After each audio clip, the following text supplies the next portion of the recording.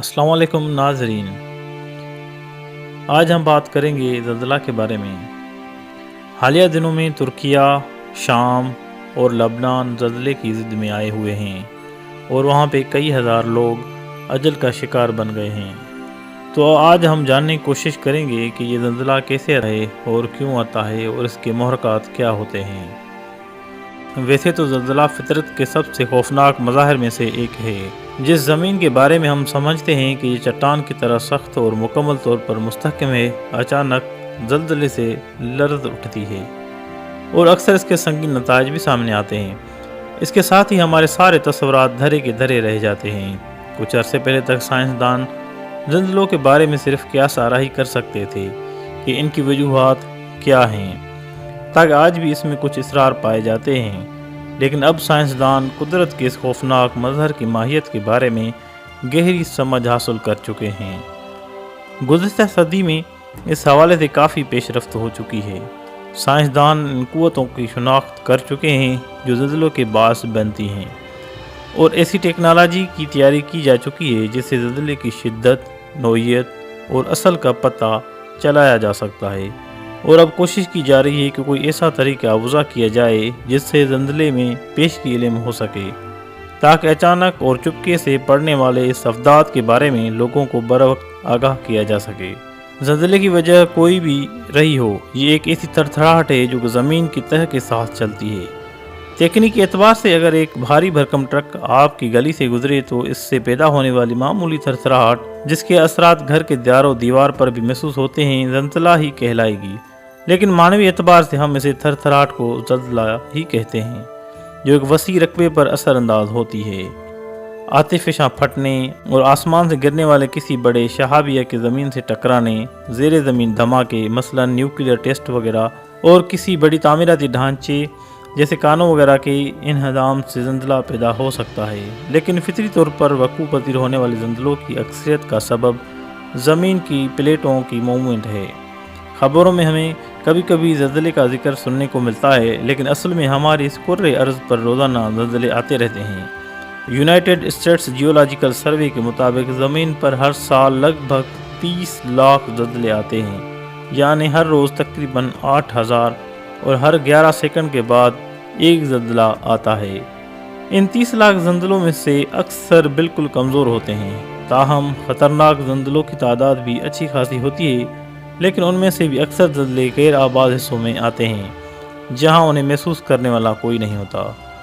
گنجان آبادیوں میں آنے والے زلزلے ہی دراصل ہماری توجہ اپنی جانب مبذول کرانے میں کامیاب ہوتے ہیں، لیکن انہیں کسی طور پر بھی فطرت کی انتقامی کارروائی سے تعبیر نہیں کیا جا سکتا۔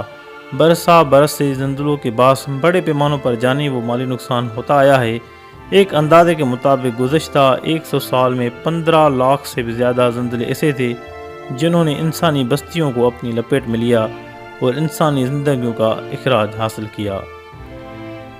اصل میں زمین کے کپکپانے سے انسانی جانوں کو خطرہ نہیں ہوتا، بلکہ اس کی کپکپاہٹ سے شروع ہونے والے دیگر قدرتی آفات جیسے سونامیز، لینڈ سلائڈز وغیرہ، اور انسان کی اپنی ہی بنائی ہوئی عمارتوں کی منہدم ہونے سے انسانی جانوں کا اتلاف ہوتا ہے۔ زلزلوں کے مطالعے یا سیسمولوجی کی تاریخ میں سب سے اہم سائنسی پیش رفت 20ویں صدی کے وسط میں ہوئی، جب پلیٹ ٹیکٹونکس کی تھیوری سامنے آئی۔ سائنسدانوں نے زمین پر پائے جانے والی کئی غیر معمولی قدرتی مظاہر جیسے وقت گزرنے کے ساتھ ساتھ بر اعظموں کی موومنٹ، زمین کے بعض حصوں میں پائی جانے والے آتش فشانوں اور سمندروں کے تہہ میں موجود بڑی بڑی سلوٹوں کی وضاحت کے لیے پلیٹ ٹیکٹونکس کی تصوری تجویز کیا۔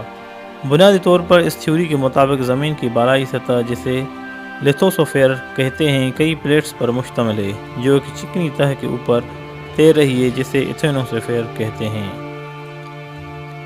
ان بڑی پلیٹوں کی باؤنڈریز کے مابین مٹی اور چٹانوں کے ساتھ 3 مختلف طرح کے کام ہوتے ہیں۔ نمبر 1، پلیٹیں ایک دوسرے سے دور ہٹتی ہیں۔ اگر 2 پلیٹیں ایک دوسرے سے دور ہٹ رہی ہوں تو لیتھوسفیر کے نیچے مینٹل کے تہوں سے گرم اور پگھلا ہوا چٹانی مادہ، جسے ہم میگما کہتے ہیں، باہر نکل آتا ہے، اور اکثر سمندروں کے تہہ میں دیکھنے کو ملتا ہے۔ اسے عرف عام میں لاوا بھی کہتے ہیں۔ جب لاوا ٹھنڈا ہوتا ہے تو اس سے ایک نیا لیتھوسفیئر مٹیریل وجود میں آتا ہے جو پلیٹوں کے مابین دراڑوں کو بھر دیتا ہے۔ اسے ڈائیورجنٹ پلیٹ باؤنڈری بھی کہتے ہیں۔ نمبر 2، پلیٹیں ایک دوسرے کو دھکیلتی ہیں۔ اگر دو پلیٹیں ایک دوسرے کی جانب بڑھ رہی ہوتی ہیں تو روایتی طور پر ایک پلیٹ دوسرے کو نیچے کی جانب دھکیلتی ہے۔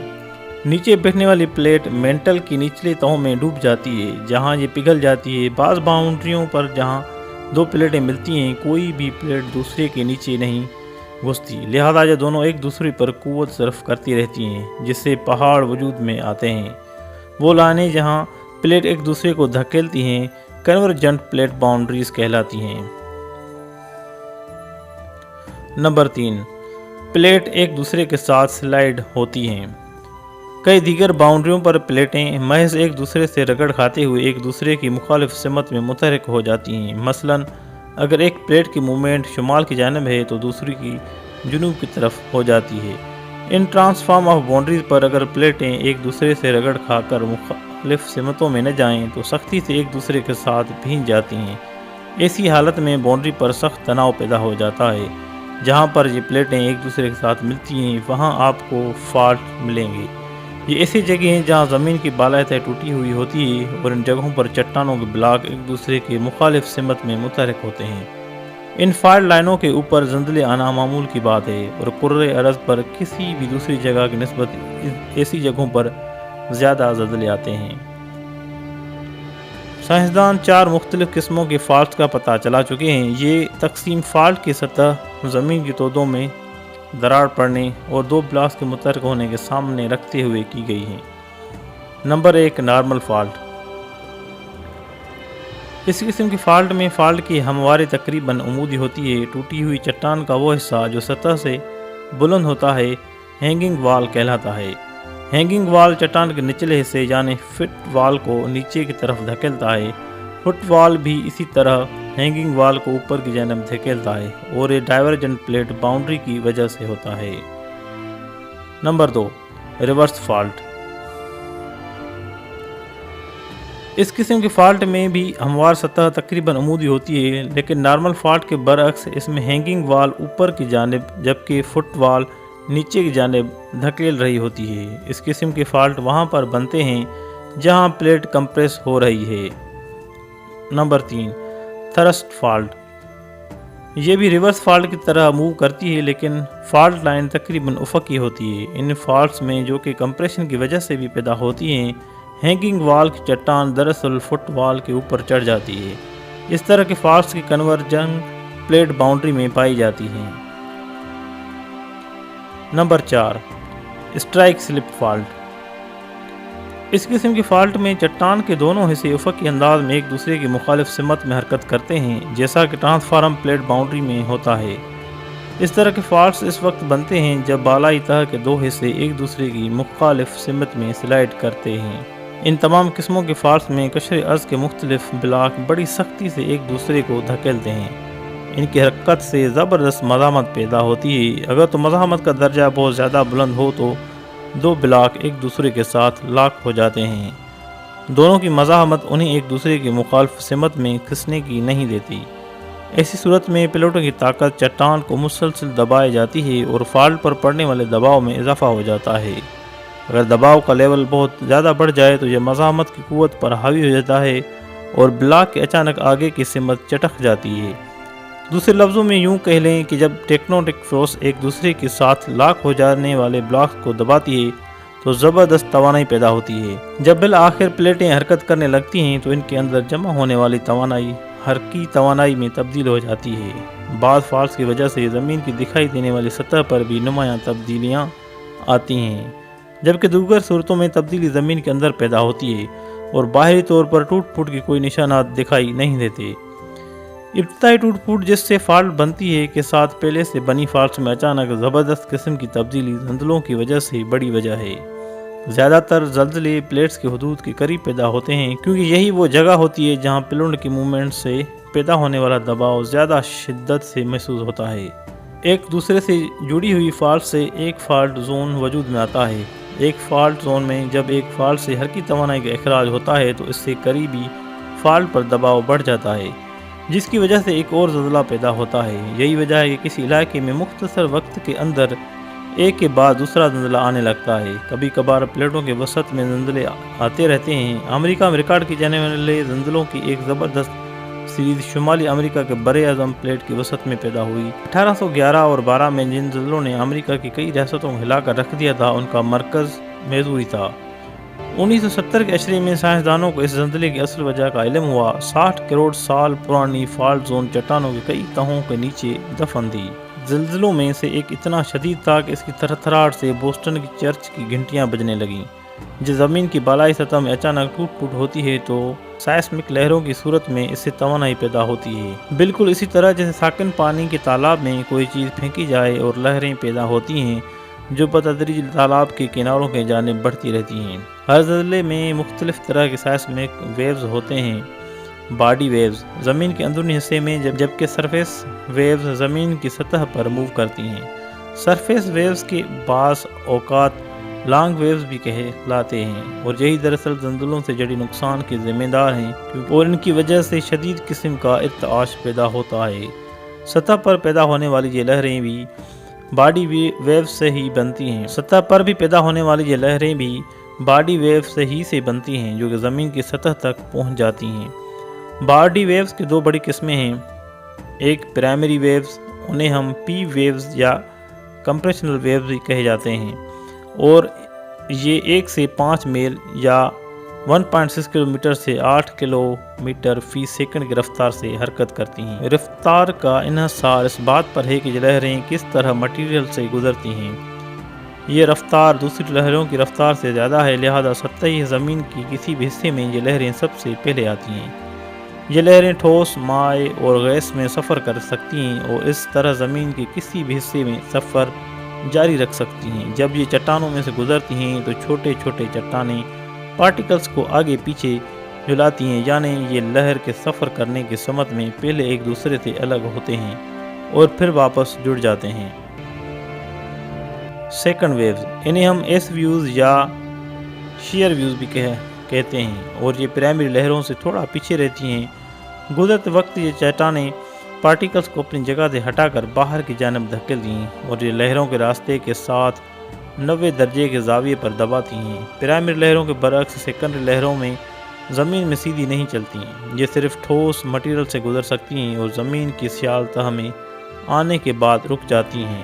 سرفیس ویوز کے بعد اوقات پانی کی سطح پر پیدا ہونے والی لہروں کی طرح عمل کرتی ہیں، یہ زمین کی سطح کے اوپر نیچے جھلاتی ہیں۔ اس طرح کی لہریں عام طور پر بھی بڑی تباہی کا سبب بنتی ہیں، کیونکہ یہ لہریں کی حرکت سے انسان کی بنائی ہوئی ڈھانچوں کی بنیادیں ہل جاتی ہیں اور وہ تباہ ہو جاتی ہیں۔ یہ لہریں تمام دیگر لہروں سے سست رفتار ہوتی ہیں، یہی وجہ ہے کہ زلزلے کی شدید جھٹکے عام طور پر اختتامی عرصے میں آتے ہیں۔ آپ نے ریکٹر اسکیل تو سنا ہوگا، اس سے کیا مراد ہے؟ اصل میں یہ زلزلے کی شدت کی اکائی کے لیے 1935 میں امریکن سائسمولوجسٹ چارلس ریکٹر نے ایک پیمانہ تیار کیا تھا، جس سے ہم انہی کے نام کی مناسبت سے ریکٹر اسکیل کے نام سے پکارتے ہیں۔ ریکٹر کو کیلیفورنیا میں زلزلوں کی مشاہدہ کرتے ہوئے ضرورت محسوس ہوئی کہ کوئی ایسا پیمانہ ہونا چاہیے جس سے زلزلے کی پیمائش کی جا سکے، کیونکہ تمام زلزلے ایک ہی طرح کے نہیں ہوتے، کچھ کی شدت کم اور کچھ زیادہ ہوتی ہے۔ آج ریکٹر اسکیل زلزلوں کی پیمائش کے لیے معیاری پیمانوں کے طور پر استعمال ہوتا ہے۔ یہ لوگرتھم اسکیل ہے، یعنی اسکیل میں دیے گئے نمبروں کی پیمائش 10 کے فیکٹر سے ہوتی ہے۔ مثال کے طور پر ایک زلزلہ جس کی شدت ریکٹر اسکیل پر 4.0 ہوگی، وہ اسی اسکیل پر 3.0 کی پیمائش والے زلزلے سے 10 گنا بڑا ہوگا۔ ریکٹر اسکیل پر 2.0 سے کم کی شدت والے زلزلوں کو انسان محسوس ہی نہیں کرتا اور انہیں مائکرو کوئک کہتے ہیں۔ 6.0 سے نیچے کی شدت کے زلزلے درمیانی درجے میں شمار ہوتے ہیں، جبکہ اس سے اوپر کی شدت کے زلزلے کافی تباہی کا باعث بنتے ہیں۔ آج تک زلزلے کی زیادہ سے زیادہ شدت 8.9 تک ریکارڈ کی گئی ہے۔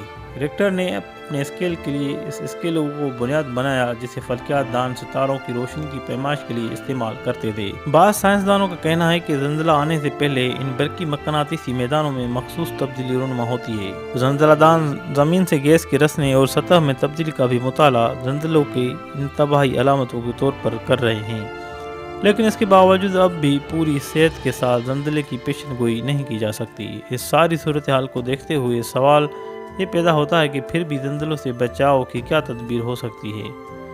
گزشتہ 50 برس کے مطالعے سے یہ بات سامنے آتی ہے کہ ہمارے پاس زلزلوں کے خوفناک اثرات سے بچنے کے لیے مقطوع برپیشگی تیار ہی واحد راستہ ہے، خاص طور پر تعمیراتی انجینئر کے ذریعے۔ 1973 میں تعمیرات کے عالمی معیار یونیفارم بلڈنگ کوڈ میں سیسمک لہروں کی قوت کا مقابلہ کرنے کے لیے عمارتوں کو مضبوط بنانے کے متعلق تصریحات شامل کی گئیں۔ اس میں سپورٹ مٹیریل کے مضبوط بنانا اور عمارتوں کی ڈیزائن شامل ہے تاکہ عمارتوں کو اتنا لچکدار بنایا جا سکے وہ زلزلے کی تھرتھراہٹ کو اپنے اندر جذب کر سکیں۔ زلزلوں کے خلاف تیاری کا ایک دوسرا اہم پہلو یہ ہے کہ لوگوں کو ان کے بارے میں آگاہی دی جائے۔ یونائٹڈ اسٹیٹس جیوگرافیکل سروے اور کئی دیگر امریکی اداروں نے ایسے کئی بروشر تیار کیے ہیں جن سے زلزلوں کے عمل کی وضاحت ہوتی ہے، اور ان میں عمارتوں کی تعمیر کے بارے میں ہدایات کے علاوہ یہ بھی بتایا گیا ہے کہ زلزلے کی آنے کی صورت میں کیا کرنا چاہیے۔